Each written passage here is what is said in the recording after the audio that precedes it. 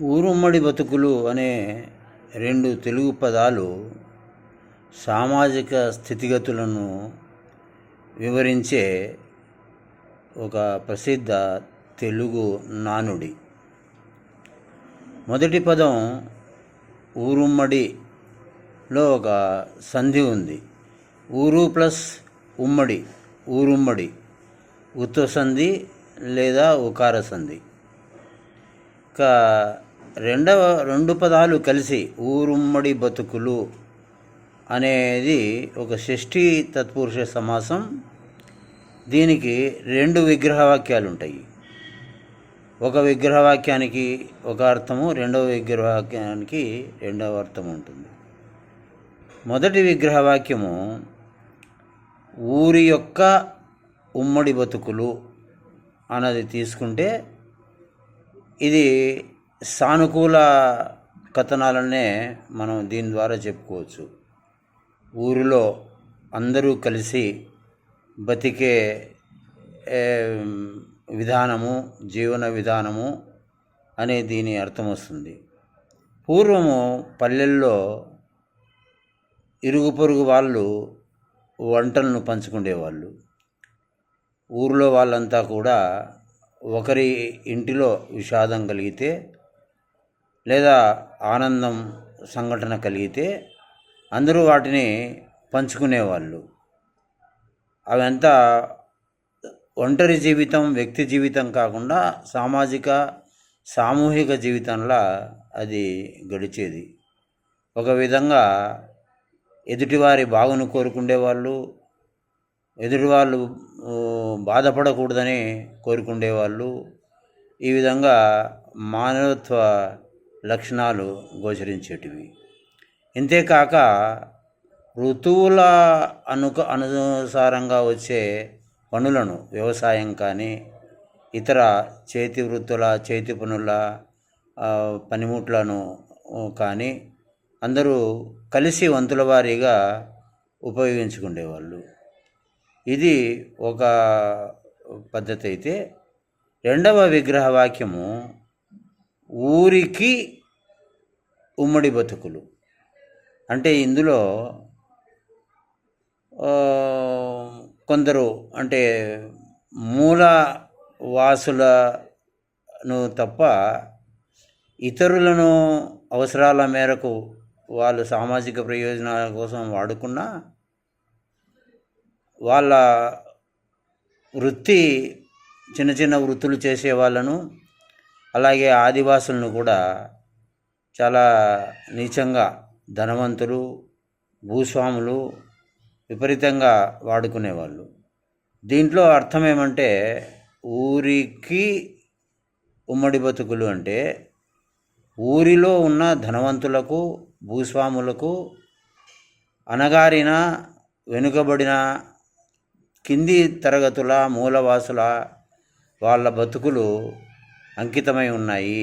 వాళ్ళ కోసమే వీళ్ళ బతుకులు, వీళ్ళ జీవనాలు, ఈ మనుషులు ఉన్నారు అని అర్థం వస్తుంది. ఆ విధంగానే వాళ్ళతో వెట్టి చాకిరీ చేయించుకునేవాళ్ళు. ఇంకా కొన్ని సందర్భాలలో అప్పులు ఇచ్చి అప్పుల ద్వారా తరతరాలుగా బానిసత్వంగా కూలి చేసేవాళ్ళు, పనులు చేసేవాళ్ళు. ఎన్ని తరాలు చేసినా వాళ్ళ అప్పులు తీరేటివి కాదు. ఇంకా వాళ్ళ పిల్లలు చదువుకునే అవకాశం కూడా ఉండేది కాదు. వాళ్ళ భవిష్యత్తు, పిల్లల చదువులు ఆ భూస్వాములకు తాకట్టు పెట్టబడి ఉండేటివి. ఇందులోనే ఇంకొక రకం జీవితం అంటే ఊరి కోసం, ఊరికి ఉమ్మడి బతుకులు అనే రెండవ పద్ధతి కూడా ఉంది. ఈ పద్ధతిలో ఏమంటే భూస్వాములు, ధనవంతులు, ఉన్నత తరగతులు, ఉన్నత కులాల వారి కోసం ఆడవారిని బానిసలుగా, ఉమ్మడి వస్తువులుగా ఉపయోగించుకోవడం అనేది ఇంకొక పద్ధతి. దీంట్లో బసివి, జోగిని, మాతమ్మ లాంటి అనేక పేర్లతో దేవదాసి పద్ధతిని కొనసాగించేవాళ్ళు. దీంట్లో ఆర్థికంగా వెనుకబడిన లేదా మూలవాసులు, మనం దళితులు హరిజనులని ముందు పిలిచేవాళ్ళము. వాళ్ళను లేదా కొన్ని ప్రత్యేకతలతో, బలహీన ప్రత్యేకతలతో జన్మించిన వారిని దేవునికి ఇచ్చి పెళ్లి చేసేవాళ్ళు. మరి దేవునికి ఇచ్చి పెళ్లి చేస్తే ఆమె దేవత అవుతుంది కదా, వీళ్ళకు అమ్మవారు అవుతుంది కదా. అట్లా కాకుండా వాళ్ళను లైంగికంగా ఇతర పద్ధతుల్లో ఊరంతా, అంటే ప్రత్యేకించి ధనవంతులు, భూస్వాములు వాడుకునేవాళ్ళు. దీంట్లో వాళ్ళ జీవితం అంతా కూడా అలాగే కొనసాగేది. ఇది ఇప్పటికీ కూడా ఈ పద్ధతి ఆంధ్రప్రదేశ్, తెలంగాణ, కర్ణాటక, మహారాష్ట్రలలో ప్రత్యేకించి మూలవాసులు నివసించే ప్రాంతాలలో లేదా ఆర్థికంగా వెనుకబడిన తరగతుల కులాల వాళ్ళు నివసించే ప్రాంతాలలో ఇప్పటికీ ఇది కొనసాగుతూనే ఉంది. ఈ పద్ధతిని మాన్పించడానికి నాకు తెలిసి ఆంధ్రప్రదేశ్ లాంటి రాష్ట్రాల్లో కొన్ని చట్టాలు చేసినా కూడా అవి ప్రభావవంతంగా అమలుకు నోచుకోవడం లేదు. ఎప్పుడైతే ఈ వెట్టి చాకిరీ చేస్తున్న చిన్న చిన్న వృత్తుల వాళ్ళకు కానీ, లేదా ఇలా దేవదాసి పద్ధతుల్లో భూస్వాముల పాలు, ధనవంతుల పాలు లైంగికంగా వాళ్ళ సేవలను అందిస్తున్న వాళ్ళకు కానీ ప్రత్యామ్నాయ జీవన అవకాశాలు కల్పించితే, తర్వాత వాళ్ళందరూ కూడా సమానత్వమే, వాళ్ళు మానవులే, మనుషులే అని ప్రగతివాదులు ప్రచారం చేసి వాళ్ళ అండగా నిలబడితే తప్పితే ఈ ఈ దేవదాసి ప్రతలు కానీ, చిన్న చిన్న వృత్తుల వాళ్ళ వెట్టి చాకిరీ కానీ తగ్గవు.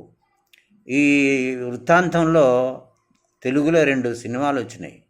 ఒకటి ఊరుమ్మడి బతుకులు, పిఎస్ రావు రచన, ఇదే పేరుతో ఉన్న దాని ఆధారంగా సత్యేంద్ర కుమార్, మాధవీలు నాయికలుగా నటించిన సినిమా ఒకటి. ఇందులో చిన్న వృత్తుల వాళ్ళు ఎలా దోపిడీకి గురవుతారు అనే దాన్ని చిత్రీకరించారు. ఇంకొక సినిమా పేరు ఇదే కానీ సయ్యద్ నజ్మా షమి అనే రచయిత్రి రాసిన చిన్న కథన ఆధారంగా ఈ వెట్టిచాకిరీ మూలంగా, అప్పుల మూలంగా పిల్లలు ఎట్లా చదువులకు నోచుకోకుండా చదువులకు దూరం అవుతారో అనేది ఇంకొక సినిమా తీశారు.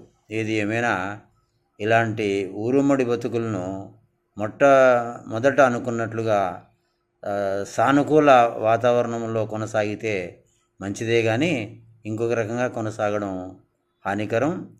ఇదంతా అటుండగా ఈ పట్టణీకరణ పెరిగిన తర్వాత ప్రజలు ఆధునీకరణకు, యాంత్రికీకరణకు, ఇలాంటి సౌకర్యాలకు వాళ్ళన్నీ అందుబాటులో వచ్చిన తర్వాత ఆ ఊరుమ్మడి బతుకులు అనే మొదటి సానుకూల వాతావరణం కూడా మాయమైంది.